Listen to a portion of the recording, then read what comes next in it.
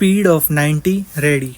એપેલેન્ટ મૂળ આરોપીઓ તરફે વિદ્વાન વકીલ શ્રી બલોચે અપીલ મેમો દ્વારા એવી રજૂઆત કરેલ છે કે નીચેની અદાલતે તેમની સમકક્ષના આરોપીઓ વિરુદ્ધના કેસમાં સામે ફરમાવેલ હુકમ કુદરતી ન્યાયના સિદ્ધાંતોથી વિરુદ્ધ તેમજ કાયદાની દૃષ્ટિએ અને હકીકતની દૃષ્ટિએ ભૂલ ભરેલો છે, જેથી રદ થવાને પાત્ર છે.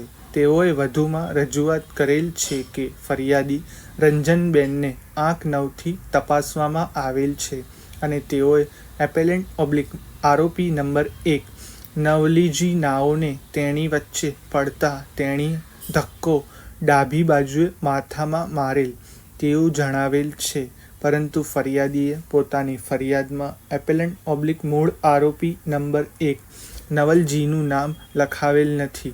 તેથી ફરિયાદી પોતાની ફરિયાદમાં એપેલેન્ટ આરોપી નંબર 1 નવલજીનું નામ આપવામાં નિષ્ફળ ગયેલ છે.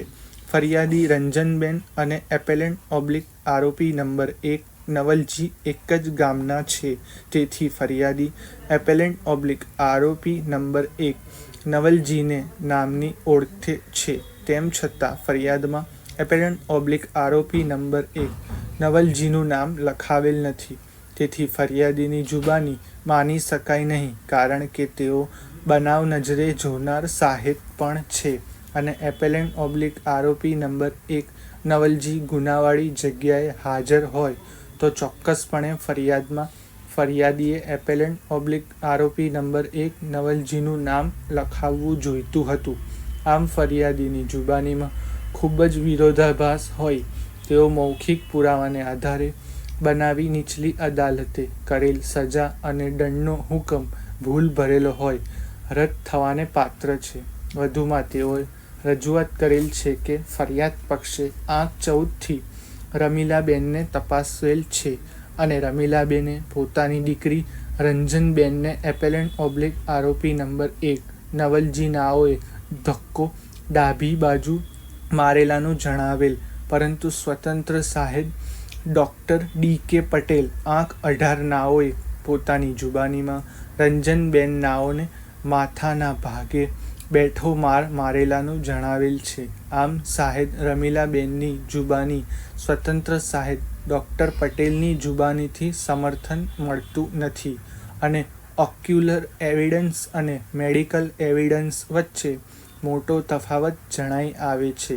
તેમજ સ્વતંત્ર સાહેબ ડૉક્ટર પટેલનાઓ ઈજા પામનાર રંજનબેનને બેઠો માર મારેલાનું અભિપ્રાય આપે છે, જ્યારે કોઈ બોથડ સાધન વાગવાનો અભિપ્રાય નથી.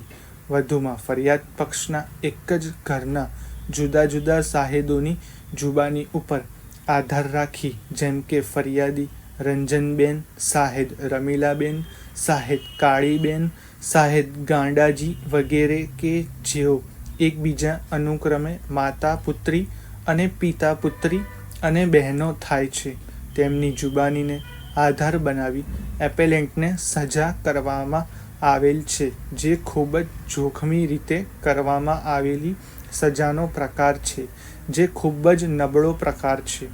ફરિયાદ પક્ષે આંક 9થી રંજનબેનની જુબાની ઉપર આધાર રાખેલ છે અને તે મુજબ એપેલેન્ટ આરોપી રાયજી બાપુજી નાઓએ તેણીને બેનને દાતરડાથી હાથની આંગળીમાં ઈજા કરેલાનું જણાવેલ છે, પરંતુ જ્યારે કહેવાતા સાહેબને પોતાના માથાના ભાગે ઈજા થયેલ હોય ત્યારે તે સભાન અવસ્થામાં હોય તેવું કુદરતી ક્રમમાં પણ શક્ય નથી.